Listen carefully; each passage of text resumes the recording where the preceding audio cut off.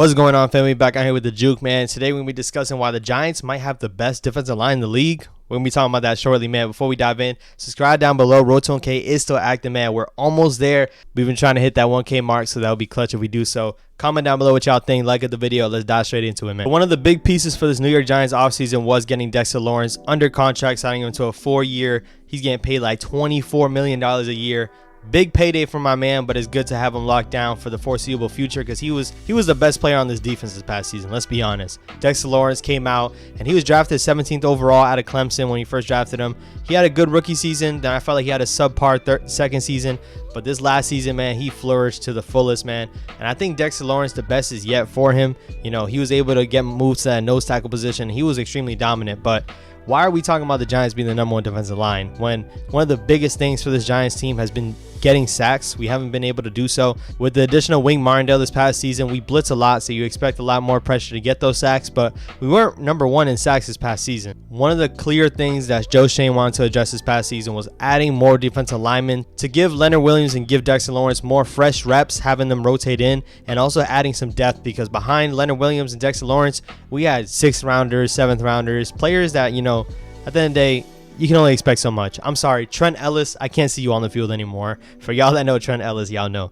But yeah, man, so one of the biggest things that Joe Schoen wants to do was add depth, and adding A'Shawn Robinson and Nacho was exactly that. You know, 2 stud defensive linemen that, you know, they started for the previous teams. Nacho coming from Tampa Bay and A'Shawn Robinson coming from the Rams. You know, they're just going to be depth pieces for us, and I think they're truly just trying to address the ability to stop the run.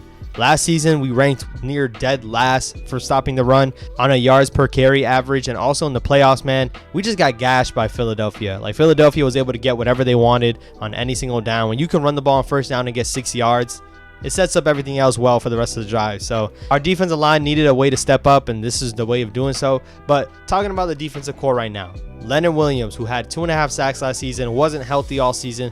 He actually missed one of his first games due to injury, which, you know, Leonard Williams has been productive as he's been in, but as he was hurt last season, he just wasn't as effective. So I definitely expect him to have a better season this upcoming season, especially when you have the 6'4" monster Dexter Lawrence being able to move the way he does. He had 7.5 sacks this past season, so his sack numbers aren't up there with the rest of them, but when it comes from tackle for loss, when it comes to pressuring the quarterback and quarterback hits, he's near the top of the league, top 3 every single time. So Dexter Lawrence had a beast of a season last season. You know, Leonard Williams can only be better when you have someone like that rotating with you and someone like that on the other side of the ball, because if you're double teaming one, you can't double team the other. So Leonard Williams needs to win his one-on-one matchups, and I think he's still in the prime of his career to do so. I don't think he's washed. We might not be getting the Leonard Williams that had 11.5 sacks at one season, but to be a good running mate with Dexter Lawrence, I think that's the key for this upcoming season for the defensive line. Now we look at it on the edge rushers, man. Kayvon Thibodeau put up 4 sacks this past season. I will see everyone expected better of him. Everyone expected him to be the defensive rookie of the year, but you saw games where the flashes of dominance were there. When you think about that Washington game on a Monday night, he took over that game for the first half and for the last drive of the game. He had the sack fumble that he ended up scoring a touchdown off of. He also was getting a lot of tackle for losses. Kayvon Thibodeau can only be better, and I think he's going to grow more into his man body this upcoming season, and he could be poised for a big breakout year, as well as Azeez Ojulari on the other side.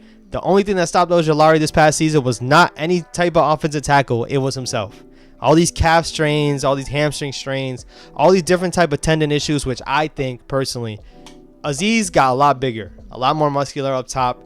When you do those things, it doesn't really compensate for the other strains in your body, and I think that's what kind of led him to having those pulls and having those little things that lingered on for the rest of the season. But when he was in the game, he had like 5 games played with 5 sacks. He ended the season with 5.5. So Azeez is extremely dominant when he plays, but he needs to stay on the field. That's the biggest thing with Azeez Ojulari, but the potential is there. The pass rushing ability is there. He just needs to stay on the field. So when you look at it as a whole, right? Dexter Lawrence, Leonard Williams, Kayvon Thibodeau, Azeez Ojulari. All these guys played last season. The problem is they weren't ever together on the field as much. That was the biggest issue. Leonard Williams missed some games. Kayvon Thibodeau missed the first 3 games, I believe. Azeez Ojulari missed the first 4 games, came back for 2 games, gone for another 3. They were never on the field together. And I think another year in this system, another year getting better, I think this defensive line has the capability to be #1, especially when you add in A'Shawn Robinson coming from the Rams. Great run defender, same thing as Nacho, a great run defender. A lot better depth, in my opinion, than we had the past season. I haven't seen a defensive line that's been dominant for the Giants ever since You could argue maybe when Olivier Vernon was on this team and Damon Harrison, when we went out and spent that year that we spent all the money, and then the next season, you know, Jerry Reese's team that he built up was just trash.